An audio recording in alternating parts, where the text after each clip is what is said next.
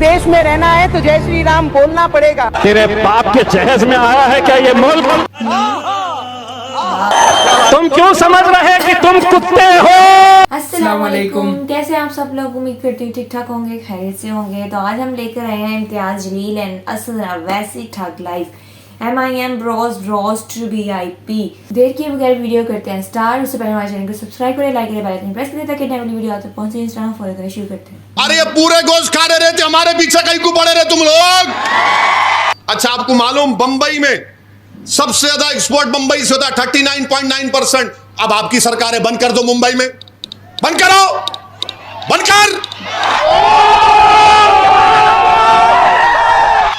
नहीं करेंगे। आप लाके बिठाए ना शिंदे को, उसको बोला बंद कर देगा उन्हें। 39% एक्सपोर्ट बंबई से होता है। उसके बाद अलीगढ़, गाजियाबाद, आगरा, वहां भी बंद कर दो। आपके योगी है वहां पर, बोल दो बाबा को, बाबा क्लोज। अस्सलाम वालेकुम, hello guys, welcome to Billy Talks. यारो कैसे हो आप सब? दोस्तों, टाइटल और थंबनेल को देखकर तो आपको आइडिया आ ही गया होगा कि आज का वीडियो किसके ऊपर होने वाला है। असदुद्दीन ओवैसी और हमारे इम्तियाज जलील के ऊपर ठग लाइफ वीडियो होने वाली है। असदुद्दीन ओवैसी के बारे में आपको इंट्रोडक्शन देने की तो ज़रूरत ही नहीं है। और हमारे इम्तियाज जलील लोकसभा के मेंबर और MP हैं और ये MIM पार्टी के मेंबर हैं। इम्तियाज जलील औरंगाबाद से है और ये भी असदुद्दीन ओवैसी के जैसे ही BJP को बहुत ही ज़्यादा करारे जवाब देते हैं और करारे भाषण देते हैं। देश में जहाँ कहीं भी इस्लाम के खिलाफ और मुसलमानों के खिलाफ बात होती है, भड़काऊ भाषण दिए जाते हैं जब मुसलमानों के खिलाफ, तब इम्तियाज जलील डटकर खड़े होते हैं और सामने उनका मुंह तोड़ जवाब देते हैं। तो बिना किसी देरी के शुरू करते हैं the savage thug life video of Asaduddin Owaisi साहब एंड इम्तियाज जलील। क्या चलो भाई, चलो। बल्कि मैं तो मर्यादा पुरुषोत्तम राम की इज्जत करता हूँ। करना पड़ेगा। इस देश में रहना है तो जय श्री राम बोलना पड़ेगा। तेरे बाप के जहेज में आया है क्या ये मुल्क? बहुत फड़फड़ा रही है। उसने असद साहब से ये कहा,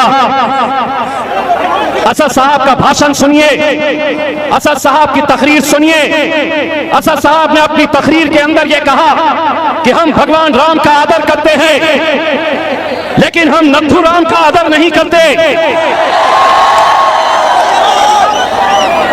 और ये कहती है इस देश में रहना होगा। तेरे बाप के जहेज में आया है क्या ये मुल्क? एक तो हम हल्के लोगों के मुंह लगते नहीं हैं। अगर मुझसे कहती तो भी मैं बर्दाश्त कर लेता, लेकिन अगर मेरे खायत के बारे में अगर एक शब्द भी अगर कहा तो मैं कांग्रेस या NCP का वो गुलाम मुसलमान नेता नहीं हूं। सूद के साथ लौटाऊंगा और यहां पे नहीं, तेरे घर के अमरावती में आकर तुझे चुनौती दे रहा हूं। और अगर तुम ये सोच रहे हैं कि वहां पर तुम्हें महाराष्ट्र के अंदर या दिल्ली के अंदर तुम्हारा बाप बैठा है और उस बाप की ताकत के ऊपर तुम कुछ भी बोलेंगे, तो एक बात समझ लेना कि तुम्हारे बाप का बाप यहां पर खड़ा हुआ है। अल्हम्दुलिल्लाह,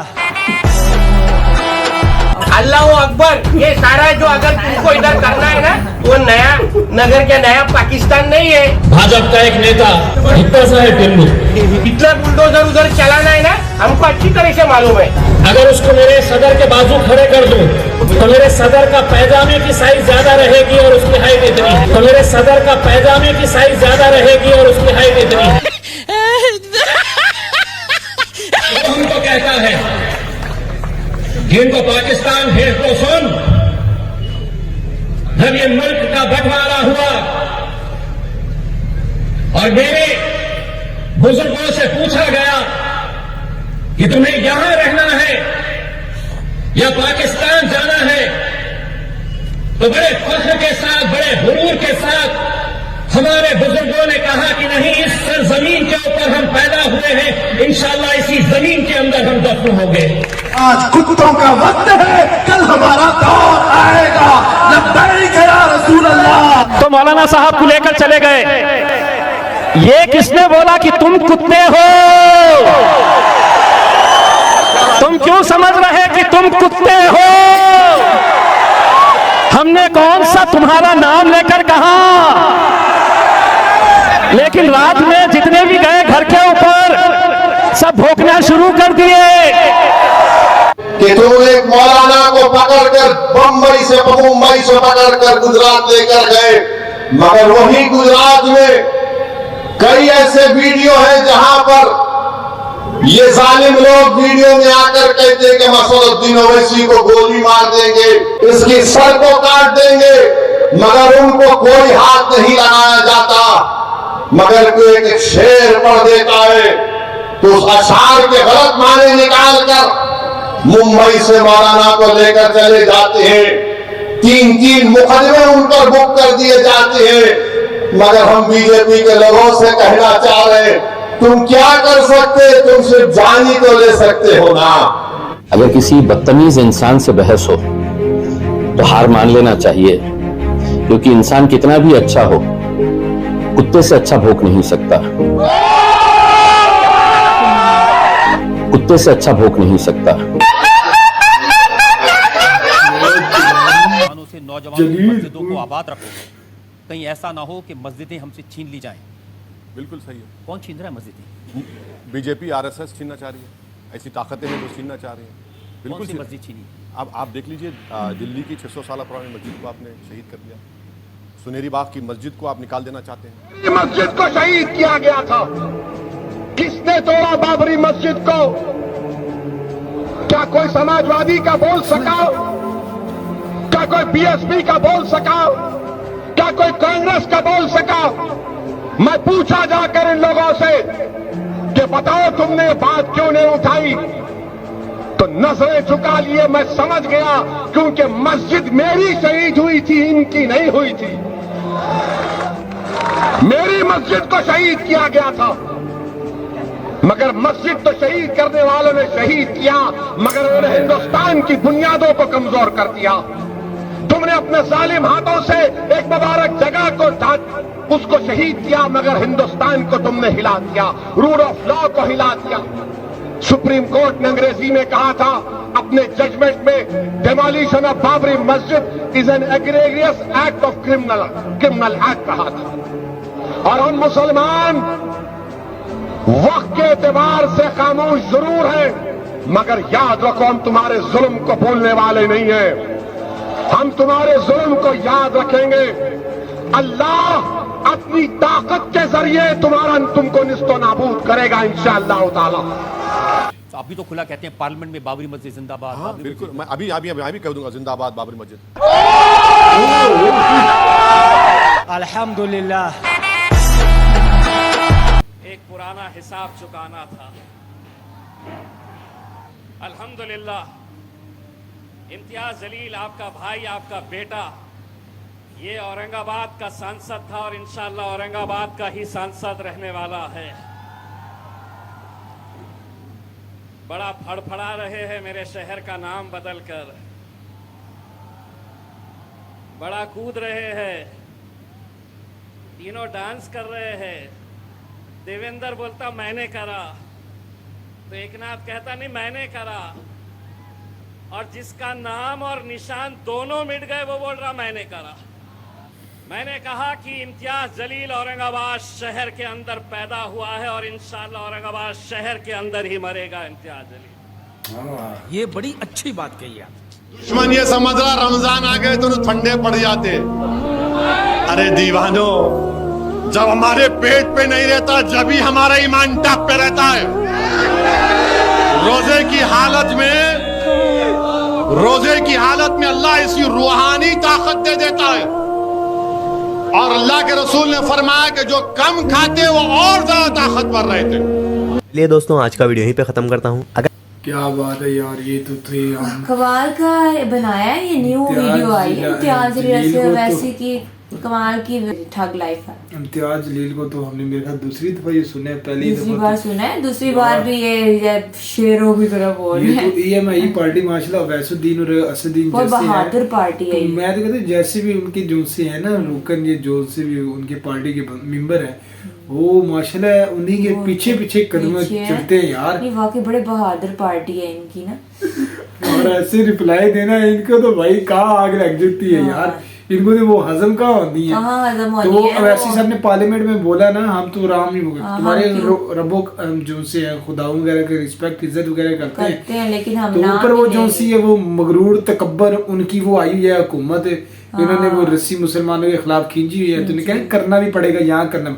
फिर इम्तियाज जलील ने ऐसी ठोकी है ना इनकी मंजिल को, तुम जागीर में लेकर हाँ, तुम जो तुम्हारे बाप का मुल्क है, क्या बात है, हम यहीं पैदा हुए हैं। उन्होंने फिर अपने बुजुर्गों को भी बोला कि भाई जब हम बटोरा हुआ पाकिस्तान और इंडिया का, तो उनके बुजुर्गों से जब पूछा गया तो उनके बुजुर्गों ने बड़े फख्र से बोला हम यहीं पैदा हुए, यहीं दफन हो गए। तो यार ये देखो आप कौन होते हैं कि ये आपका क्या नाम, आपका खाली ये कहने वाले कि जाओ पाकिस्तान चले जाओ, पाकिस्तान चले जाओ, ये कौन होते हैं? ये कौन होते हैं यार, ऐसे थोड़ी है। तो यार जहाँ बंदा पैदा होता है वही उसका मुल्क है, धर्म है। तो भाई अल्हम्दुलिल्लाह ये समझते हैं कि बस पाकिस्तान में सिर्फ मुसलमान ही बसते हैं, ये नहीं कि मुसलमान पाकिस्तान में भी जैसे हिंदुस्तान में भी मुसलमान है, हिंदू है, क्रिश्चियन है, काफी इसी तरह पाकिस्तान में भी हर जात पात के लोग रहते हैं। हमने तो कभी किसी को नहीं कहा जाओ तुसी भी हिंदू चले जाओ, हिंदुस्तान चले जाओ। सिर्फ एक हो इधर हिंदू ही किया है, पछने उसने पार्लियामेंट में बड़ा मुसलमानों की गैरत के बारे में उन्होंने बोला कि मैं पत्नी ने बोला कि मैं पैसे देता हूँ, आप भी दो इमदाद का, ये वो बड़ा करो फलस्तीनों के लिए। तो ये देखो हम उससे थोड़ा बोलेंगे कि भाई तू कौन होता है, कि भाई जो अच्छा बोलेगा उसको भाई इसकी अप्रिशिएट करना है। तो देखो वो उन्होंने अच्छा बोला। फिर वैसे साहब एक तकरीर में बात कर रहे थे कि वो जो से बीजेपी में भी मुसलमान है, कांग्रेस में भी मुसलमान है, और भी पार्टी के, और उन्होंने बाबरी मस्जिद का, हालांकि वो तारीखी बाबरी मस्जिद है, उनके बारे में तो उन्होंने कोई बात वगैरह नहीं की। वैसी साहब ने फिर उनको बोला कि बताओ तुमने आवाज क्यों नहीं उठाई, तो उनकी नजरें झुकी। जाहिर सी बात है जो किसी से की हड्डी लेता है वो कहाँ बोलेगा। तो जब भाई जो किसी से लेता नहीं है ना, जो अल्लाह और उसके रसूल की बात करता है और उन पे यकीन रखता है, ईमान रखता है, तो फिर हक सच ही बोलेगा। तो उनकी नजरें झुकी। तो तब वैसी साहब ने बोला कि मस्जिद तो मेरी थी तुम्हारी कहाँ। तो सही बात है। तो जाहिर सी बात है जिनकी मस्जिद थी उनको ही दुख हुआ है, तकलीफ हुई है, हमें भी दुख हुआ, तकलीफ हुई कि यार ये देखो ये क्या कर रही है जो नरेंद्र मोदी आकर और फिर ये सेकुलर की बातें करता है। तो यार जलील साहब तो कमाल है, इतने बहादुर हैं। और वैसे साहब जलील साहब डायलॉग कुत्ते कुत्ते लगे रहते। और एक इम्तियाज साहब की बड़ी बात कमाल लगी कि मुफ्ती सलमान साहब को जो उन्होंने अरेस्ट किया हुआ है, तो उन्होंने क्या अभी दौर कुत्तों का है, अपना दौर भी आएगा, इस तरह उन्होंने बड़ा एक कमाल शेर बोला। तो भाई इम्तियाज साहब ने फिर कहा कि भाई तुमको थोड़ा कुत्तों बोला है तो तुम कुत्ते समझ गए अपने आप को। वो कुत्ते भौंकने शुरू हो गए, भड़कने पड़ गए ऐसे भौंकने लग पड़े भाई। अरे तुमको उनको थोड़ा कुत्ता बोला यार, तो तुमको कहते नाम लिया यार ये योगी कुत्ता है, मोदी कुत्ता है, ये वो यार अस्तगफुरुल्लाह। क्या उनको गिरफ्तार क्यों किया? उन्होंने एक शेर बोला जस्ट, वही ना। तो वैसे सब अपने पे ले लिया। वैसे सब सही नहीं कह रहे कि वो कह रहे हैं गुजरात में कह रहे कि हम वैसे सबको मार देंगे, वो मार देंगे, उनके खिलाफ क्यों नहीं एक्शन लिया जाए? एक्शन नहीं लेते। वो कौन होते मारने वाले? जो उन्होंने एक शेर पे एक्शन ले लिया, वो जो से एक अतीक अहमद को जो से इन्होंने हाथ कड़ियां लगी हुई उनको सरेआम वो गोलियां मार दी, ये कहाँ का इंसाफ है? वो भी बेचारा बेकसूर। तो गाइस ये अपनी हमारी राय थी। तो माशाल्लाह आज तो बड़ा मजा है। इन दोनों भाइयों को अल्लाह ताला सलामत रखे और कामयाबी दे, और इनके पार्टी के मेंबर्स को ऐसे ही बड़े दिन दुगनी रात दुगनी तरक्की करे और इनकी नींदें जो सी हराम हो। तो गाइस आप अपनी राय नींदें हराम हो, इनकी मुखालिफ पार्टियों की नींदें हराम हो। एक वैसी असदुद्दीन साहब है और वो दूसरे बाकी देख ले पार्टी, मगर ये जब पार्टियां उन बहादुरों का नाम न ले तो इनकी तब सियासत नहीं चमकती। तो आप अपनी राय जरूर देना। मिलती है अगली वीडियो में, अपना खास ख्याल रखना। अल्लाह।